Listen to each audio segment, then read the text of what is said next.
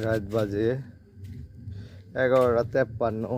বিড়ির নেশা ধরছি, তাই দোকান টোকান সব বন্ধ। দাউদপুর বাজারে আইছি আমি, দেখি দোকান টোকান সব বন্ধ। বিড়ির নেশা ধরছিল, বিড়ি নিয়ে বেড়াইছি। মানে বিড়ি যাতে বেলাচ্ছি চান্দেরও রাত বাজে 11:53। বিড়ি খাইতে আইছি।